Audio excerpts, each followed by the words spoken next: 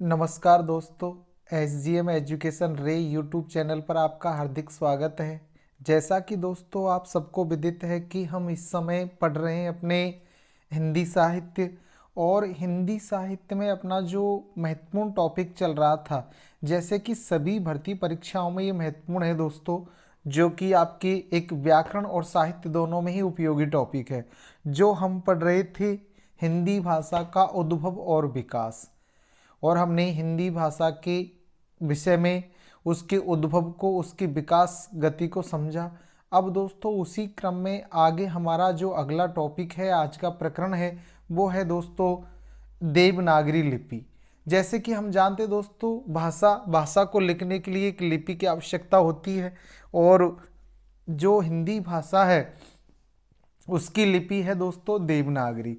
तो आइए हम देवनागरी जो लिपि है उसके विषय में विस्तृत से जानते हैं दोस्तों। लिपि शब्द का अर्थ है किसी भाषा को लिखने का ढंग या तरीका। कोई भी भाषा है उसे लिखने का जो ढंग होता है, जो तरीका होता है दोस्तों, उसे लिपि कहा जाता है। किसी भी भाषा को लिखने के लिए कुछ निश्चित प्रतीकों एवं चिन्हों का उपयोग किया जाता है। ये प्रतीक एवं चिन्ह ही लिपि कहलाते हैं। कोई भी भाषा हो दोस्तों, उसको लिखने के लिए कुछ निश्चित प्रतीक या चिन्हों का उपयोग किया जाता है, और इन प्रतीक या चिन्हों को ही हम क्या कहते हैं दोस्तों? लिपि। भारतीय संविधान के भाग 17 के अनुच्छेद 343 के अनुसार भारतीय संघ की राजभाषा हिंदी एवं लिपि देवनागरी है। दोस्तों ये लाइन बहुत महत्वपूर्ण है कि हमारे भारतीय संविधान के भाग 17 के अनुच्छेद 343 के अनुसार भारत की जो संघ की राजभाषा हिंदी होगी, और उसकी लिपि दोस्तों देवनागरी है। इसके विषय में विशेष तथ्य या नोट्स जिसे हम कहें दोस्तों, नोट में है किसी भाषा की कोई एक निश्चित लिपि होना अनिवार्य नहीं।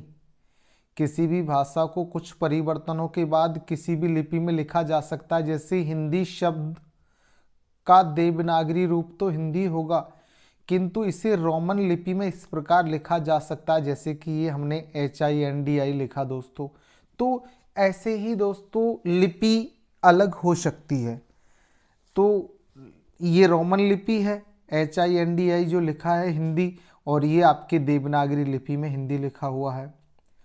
संवैधानिक रूप से 14 सितंबर 1949 को हिंदी को राजभाषा घोषित किया गया, इसलिए प्रतिवर्ष 14 सितंबर को हिंदी दिवस मनाया जाता है। दोस्तों ये लाइन भी बहुत महत्वपूर्ण है कि हिंदी को राजभाषा कब घोषित किया गया था। तो 14 सितंबर 1949 को हमारी हिंदी भाषा को राजभाषा के रूप में घोषित किया, इसलिए प्रत्येक वर्ष 14 सितंबर को हम हिंदी दिवस के रूप में मनाते हैं दोस्तों।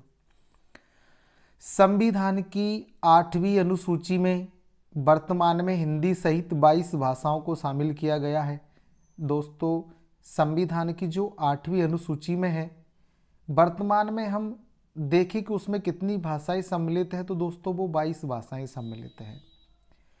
मूल संविधान में इस अनुच्छेद में केवल 14 भाषाएं थी। जब हमारा मूल संविधान लागू हुआ 1950 के तहत, तब इसमें मात्र 14 भाषाएं शामिल थी, जिसमें असमिया है, बांग्ला है, गुजराती है, हिंदी, कन्नड़, कश्मीरी, मलयालम, मराठी, उड़िया, पंजाबी, संस्कृत, तमिल, तेलुगु एवं उर्दू आदि ये 14 भाषाएं शामिल थी पूर्व में।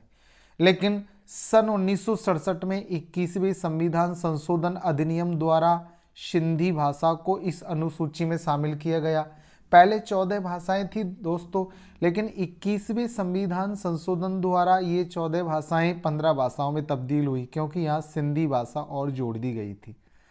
इसी क्रम में दोस्तों 71वें संविधान संशोधन अधिनियम 1992 द्वारा इस अनुसूची में 3 भाषाएं और शामिल की गई, जिनमें कोंकणी, मणिपुरी एवं नेपाली को शामिल किया गया।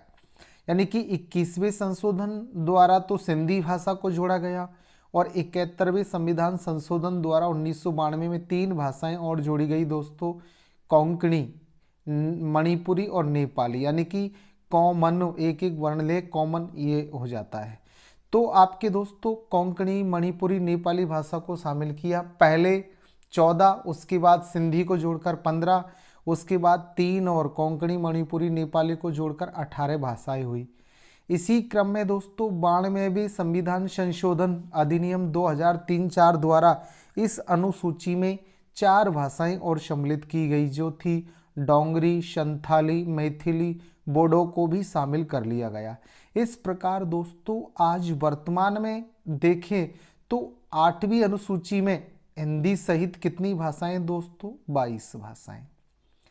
प्रथम 14 भाषाएं शामिल थी, उसके बाद 21वें संविधान संशोधन द्वारा सिंधी को जोड़ा गया, फिर 71वें संविधान संशोधन द्वारा आपके कोंकणी मणिपुरी नेपाली को जोड़ा गया, और फिर 92वें संविधान संशोधन द्वारा दोस्तों डोंगरी, संथाली, मैथिली, बोडो को जोड़ा गया। इस प्रकार देखें तो 14 भाषाओं के साथ अन्य और ये 8 भाषाएं और सम्मिलित की गई। ऐसे टोटल आपके 22 भाषाएं आज वर्तमान में हैं। इसी क्रम में दोस्तों देवनागरी लिपि का विकास। अब हम देखते हैं कि देवनागरी लिपि में जो हमारी हिंदी भाषा लिखी जाती है उसका विकास किस क्रम में हुआ। भारतीय इतिहास में प्राचीन शिलालेखों एवं सिक्कों से 2 प्रमुख लिपियों के साक्ष्य मिलते हैं। हमारा भारतीय इतिहास हम देखते हैं तो प्राचीन जो शिलालेख है उनमें 2 लिपियों का उल्लेख मिलता है दोस्तों, ब्राह्मी लिपि एवं खरोष्टी लिपि। कालांतर में ब्राह्मी लिपि से ही देवनागरी लिपि का विकास हुआ है। तो दोस्तों ये प्रश्न कई बार रिपीट होता है कि देवनागरी लिपि का विकास कौन सी लिपि से हुआ, तो वो है दोस्तों ब्राह्मी लिपि। ब्राह्मी लिपि से ही हमारे देवनागरी लिपि का विकास हुआ। विकास की दृष्टि से ब्राह्मी लिपि का विकास 3 प्रमुख युगों से गुजरकर हुआ है, प्रागैतिहासिक काल, बौद्ध काल और गुप्त काल। प्रागैतिहासिक काल, बौद्ध काल और गुप्त काल। दोस्तों गुप्त काल में ब्राह्मी लिपि के 2 प्रमुख भेद विकसित हुए, उत्तरी ब्राह्मी और दक्षिणी ब्राह्मी। उत्तरी ब्राह्मी से गुप्त लिपि का विकास हुआ, जबकि 6ठी शताब्दी में गुप्त लिपि से सिद्ध मातृका लिपि का विकास हुआ। तो इस क्रम में दोस्तों हम अब आगे देखते हैं कि देवनागरी लिपि का विकास किस क्रम में आगे हुआ है। कालांतर में सिद्ध मातृका का नाम परिवर्तित होकर कुटिल लिपि हो गया, क्योंकि इस लिपि में प्रयुक्त मात्राओं की आकृति टेढ़ी होती थी, इसलिए इसे कुटिल लिपि के नाम से पुकारा गया। और कुटिल लिपि के भी 2 रूप विकसित हुए, नागरी एवं शारदा। नागरी एवं शारदा लिपि से कश्मीरी, पहाड़ी आदि लिपियां विकसित हुई तथा नागरी लिपि से 4 रूप विकसित हुए। नागरी लिपि के कितने रूप विकसित हुए दोस्तों? 4। पहला उत्तर और मध्य क्षेत्र के तहत देवनागरी लिपि, दक्षिण के तहत नंदी नागरी, पूर्व के तहत पूर्वी नागरी और पश्चिम के तहत अर्धनागरी। इस प्रकार दोस्तों जो आपकी कुटिल लिपि है उसी से शारदा लिपि की तहत हमारी देवनागरी लिपि का विकास हुआ। ब्राह्मी से देवनागरी लिपि के विकास क्रम को इस प्रकार समझा जा सकता है, हम इसे और डिटेल से देखते हैं दोस्तों। जैसे प्राचीन भारतीय लिपियों में पहले ब्राह्मी लिपि और दूसरी थी दोस्तों खरोष्टी लिपि। खरओष्टी यानी कि गधे के होठों की समान आकृति होने की वजह से इसे खरोष्टी नाम दिया। ब्राह्मी जो प्रागैतिहासिक, गुप्त काल और बौद्ध काल 3 कालों में विकसित हुई। गुप्त काल में ब्राह्मी लिपि का विकास हुआ गुप्त लिपि के रूप में, सिद्ध मातृका या कुटिल लिपि के रूप में। इसी क्रम में नागरी और शारदा ये सिद्ध मातृका या कुटिल लिपि के 2 भेद हैं। तो नागरी से देवनागरी, नंदी नागरी, पूर्वी नागरी और अर्धनागरी लिपि का विकास हुआ दोस्तों।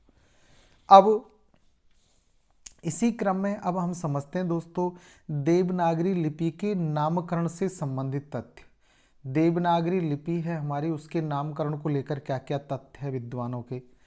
देवनागरी लिपि का सर्वप्रथम प्रयोग गुजरात के नागर ब्राह्मणों ने किया, इसलिए इसका नाम नागरी पड़ा। कुछ विद्वान मानते हैं कि इसका सर्वप्रथम प्रयोग गुजरात के नागर ब्राह्मणों ने किया था, इसलिए इसे नागरी नाम दिया। कतिपय भाषाविदों का मानना है कि यह नगरों में प्रचलित होने के कारण नागरी कहलाई। कुछ भाषाविद मानते हैं कि दोस्तों इसका सर्वप्रथम नगरों में प्रयोग हुआ था, इसलिए यह नागरी कहलाई। उत्तरी की ब्राह्मी की उत्तरी शाखा नागरी जब देव भाषा संस्कृत के लिए प्रयुक्त होने लगी तो यह देवनागरी कहलाई। कुछ विद्वान मानते हैं कि ब्राह्मी की जो उत्तरी शाखा है वो देव भाषा संस्कृत के लिए प्रयुक्त होने लगी तो यह देवनागरी कहलाई। कुछ भाषा वैज्ञानिक बौद्ध ग्रंथ ललित विस्तार की नाम लिपि से इसकी उत्पत्ति मानते हैं। तो अलग अलग विद्वानों ने अलग अलग इसके नाम को लेकर मत प्रकट किए हैं दोस्त। प्राचीन काल में पाटलिपुत्र को नगर एवं चंद्रगुप्त मौर्य को देव कहा जाता था। इन दोनों के संयोग से यह लिपि देवनागरी कहलाई। कुछ विद्वान मानते हैं कि प्राचीन काल में पाटलिपुत्र को तो नगर कहा जाता था और चंद्रगुप्त मौर्य को देव, इसलिए इन दोनों के संयोग से देवनागरी कहलाई, क्योंकि इनके काल में ही इसका विकास हुआ। श्री राम शास्त्री के अनुसार इस लिपि के अक्षर देवताओं के मात्रिक यंत्रों के में बनने वाले चिन्हों के देवनगर से मिलते जुलते होते थे। इस कारण वे इस लिपि को देवनागरी कहते हैं। काशी को देवनगर भी कहा जाता है और काशी में प्रयुक्त होने के कारण ही यह लिपि देवनागरी कहलाती है। तो दोस्तों, विद्वानों ने देवनागरी लिपि के नामकरण को लेकर अनेक मत प्रकट किए हैं, जो कि हमने देखा है दोस्तों। इसी क्रम में देवनागरी लिपि के कुछ गुण और विशेषताएं हम देखते हैं कि इस लिपि की क्या विशेषताएं हैं। यह लिपि बाईं से दाईं ओर लिखी जाती, बाईं तरफ से यानी कि इधर से उधर, यानी कि बाएं से दाईं ओर लिखी जाती। जैसे हम कुछ भी लिखते हैं इस क्रम में लिखते हैं। प्रत्येक भाषा ध्वनि के लिए वर्ण विद्यमान है। कोई भी भाषा लिखे उसके लिए निश्चित एक वर्ण होता है दोस्तों। लेखन और उच्चारण में एक रूपता देखी जाती है, यानी कि जैसा हम बोलते हैं वैसा ही इसे लिखते भी है। एक वर्ण में दूसरे वर्ण का भ्रम नहीं होता। कोई भी वर्ण ऐसा नहीं है कि वो भ्रम पैदा करे कि इससे दूसरा वर्ण भी बनता हो। कोई भी मूक वर्ण यानी साइलेंट वर्ण अंग्रेजी में जिन्हें कहते हैं, वो अपने यहाँ हिंदी में नहीं चलते हैं दोस्तों, देवनागरी लिपि में नहीं होते हैं। जैसे रोमन में आपके नाइफ, नॉलेज आदि शब्द उसमें के साइलेंट रहता है, ऐसा यहाँ कोई साइलेंट वर्ण नहीं होता, मूक वर्ण नहीं होता। इसका व्यापक प्रयोग होता है। यह संस्कृत, मराठी, नेपाली और हिंदी भाषा की लिपि है दोस्तों। देवनागरी संस्कृत की है, मराठी, नेपाली और हिंदी भाषाओं की लिपि है।